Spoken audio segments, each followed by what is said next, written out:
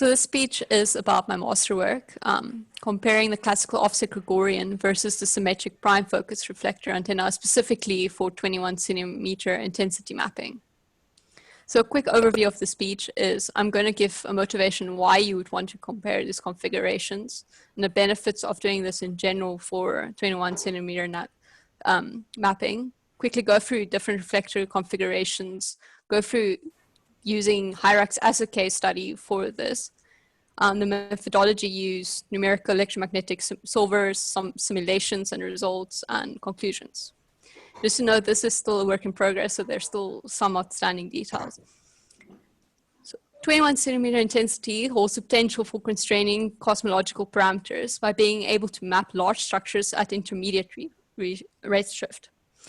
This endeavor, however, is not without challenges. The foreground is several magnitudes larger than a 21 centimeter signal.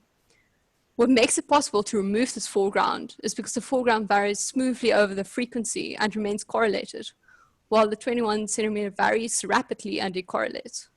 One of the limiting factors, however, to do this will be mostly systematic errors, such as the instrumental effects.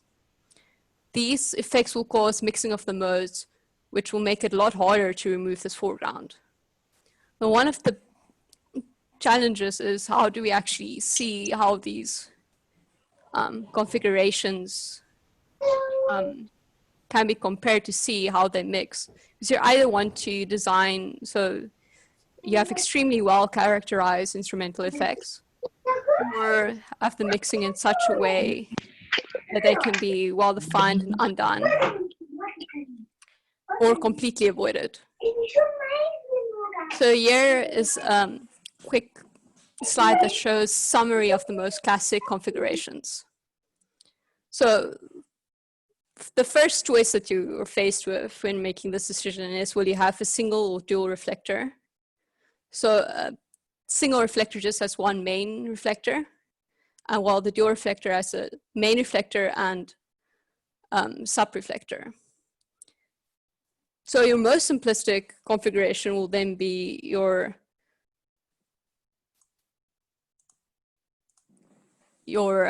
single prime fit reflector. While your more complicated configurations is, of course, like your Cassegrain and your Gregorian, where the Cassegrain has a convex hyperboloid sub-reflector, while the Gregorian has an ellipsoid sub-reflector. But how do you know how well they will perform specifically for 21 centimeter mapping? Well, this speech will focus mostly on the primary fit reflector and then the Gregorian. But what are the inherent advantages of doing a dual reflector design?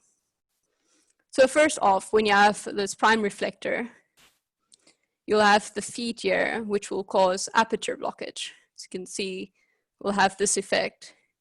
But you'll also have standing waves because some of the waves will reflect between the feed and the reflector. And this will cause higher sight lobes. Now, you would think the first thing you'll think, okay, cool, well, what if we just move this feed to an off-axis position? Now, this will definitely reduce your sight lobe, but one of the biggest problems with doing an offset design is that you introduce polarization because of the inherent asymmetry. So, for example, if you have the symmetric prime focus reflector here, your currents will be parallel in the aperture plane. But now, for example, if you have an X-polarized offset single reflector, then this will cause a curve in the current, as you can see here. And then, of course, this can then be decomposed into X and Y components, which will then be which will then give you cross polarization.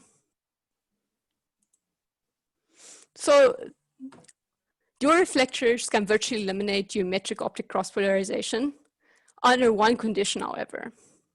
It's just justified by the Michigi condition, which is stated below here. So polarization characteristics depends on the depth and the symmetry of the reflector, and also the quality of the feed. And the depth of the reflector can be expressed by looking at the magnification of your reflectors. So in this case, E here is the eccentricity of your subreflector. Beta is angle between the sub and the main reflector, and alpha is the angle between the feed axis and the subreflector. Some other advantages of doing a dual reflector antenna is that it's easy to access the feed, and also it reduces noise from the ground. And then you also have the possibility of shaping your reflectors. So you can see there's a lot of parameters here, different angles, different lengths. So there's 21 parameters in total. Geometric condition, well, 21 geometric parameters defined by Grenay in his 2003 paper. Then he gives 8 options of 5 different free parameters that you can use to get closed loop equations for these parameters. However, they're not very convenient parameters. So the free parameters I used is the same as what Meerkat used to determine their geometry of their offset Gregorian. So the free parameters that I said is the projected diameter of the main reflector, the subtended angle, then the length from the feed to the subreflector bottom edge, and the length from the subreflector edge to the upper edge of the main reflector. This also advantage because now this will be very similar to the lengths of your struts you'll use, this configuration. So it gives you more of a intuitive parameters that you can set, and you can imagine much easier how to look than setting one of these angles and seeing quickly the relationship between all of the other parameters. For this specific study, I'm looking at Hyrax as my case study. So specifically this design, which has a diameter of 6 meters and f over d, so focus over diameter of 0.25. And then I'm working in the operating frequency of 400 to 800 megahertz. And I'm making an offset Gregorian that will give you the same collection area as if it was in the same array setup. So I'm using the same diameter for my main reflector. So quickly going through the methodology to get to a place where I can apply a figure of merit of comparing these two antennas. For example, if you have the offset Gregorian, so you'll choose your input parameters. The MATLAB script will then calculate the rest of the parameters. And then I'm using both GRASP model and a CST model, and the simulations runs, and then you export this data, do a flat sky approximation, which I'll explain later. Then you'll convolve this with a sky power spectrum, and then apply the figure of merit that Martin will explain the underlying math for in the next speech. So now a very important question is, what solvers should you be using to solve these problems? Because you can have completely wrong results because you used, or it can take very much longer than it should if you're using the wrong solvers. So the basic of electromagnetics is, of course, the famous Maxwell equations, which are partial differential equations. And the solutions can be solved by solving a boundary value problem, such as using the finite difference time domain method. Or you can change these partial differential equations to the integral equation and have use methods such as MOM. Most reflector designers will be tempted though to use physical optics or geometric optics, which physical optics utilizes the ray optics to predict the current on the surface of the large metallic surface, such as our reflector, and then calculate the scattering radiation from the surface of the structure by integrating those fields over the surface. But because this reflectors we're using is electrically small, so in other words, in terms of wavelengths, they're tiny. So you won't usually use SPO if your reflectors are smaller than 10 wavelengths. So for my simulations, I use both CST and GRASP. So in CST specifically, the FDT method, and for GRASP, the MOM solver. Now, GRASP is a specialized software for antenna design, so it's very convenient to use. while CST is a bit more general simulation software. So this offset Gregorian still needs to be optimized, but just to visualize some results. So here you can see the principal cuts as they change over frequency. You can see the side lobes varying quite a lot over frequency range, also getting a bit bigger, but there's still some asymmetry in offset Gregorian. And then also some tree view plots. So those who aren't familiar with tree view plots, here's just an example of how the Earth would look projected if projected with a tree view graph.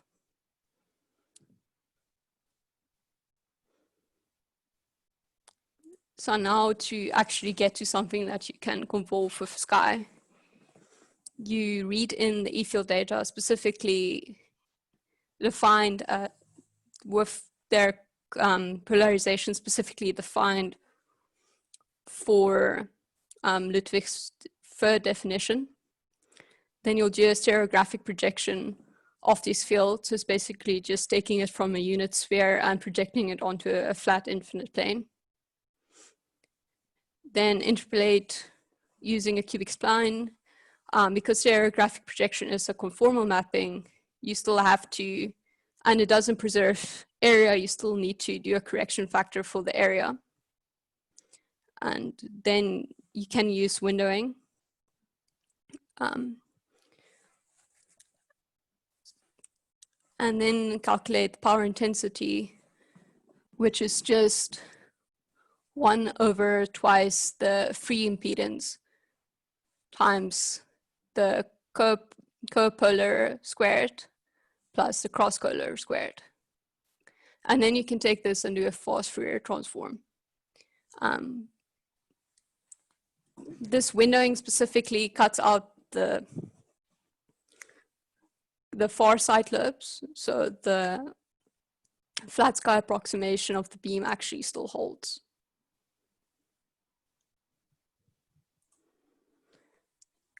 In conclusion, this work focuses on developing a tool for antenna engineers to estimate the instrumental effect of 21 centimeter intensity mapping without end-to-end simulations.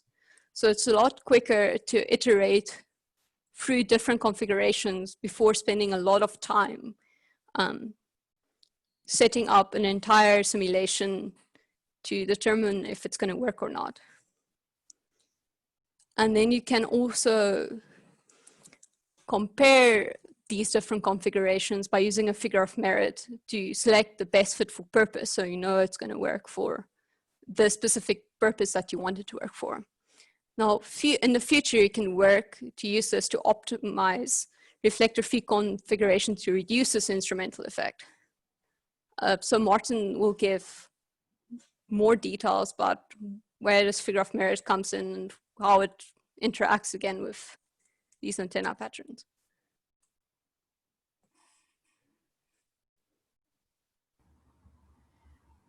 Thank you, Carla. So do you want questions right now, or do you want? I think it's better if Martin goes first.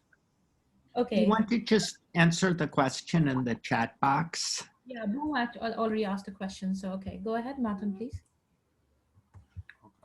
Oh, okay. Me. Let's see. Sorry, I can read it out if can you quickly read it? Yeah. So Boom is asking, is asymmetry in the response pattern inherent to an offset design? Yes, because it's asymmetrical. So it's the asymmetry that causes that cross polarization. Yeah, he's also saying this is just FYI for Hera, MWA, and LOFA. We usually use Blackman-Harris and a variant of that, so maybe look into that. Yeah, okay, cool. Of window function, yeah. Just one comment about the question. So if you go to the paper by Dragone,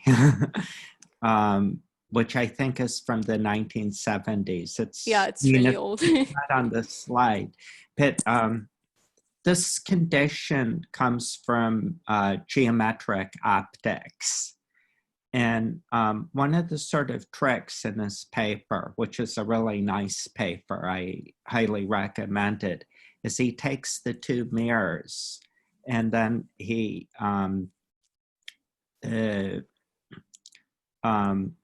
finds an equivalent one mirror configuration. And in that, these two mirror configurations are equivalent to a paraboloid with a feet at the prime focus. So that means that at a certain level, there isn't as much asymmetry as one might think in the off-axis configuration.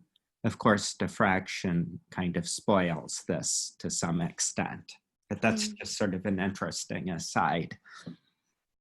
So if you actually do full simulations of this using, for example, the MOM method, you will still have cross polarization that comes in, since when it's getting as small as we're working with, it's going a bit further than the geometric optics limits. Yeah.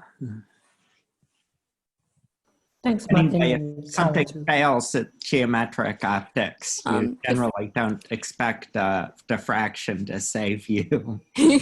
Basically, how this works is you can convert this to equivalent parabolic configuration. So when that works and that equivalent on-axis parabolic equation looks correct, then the condition works.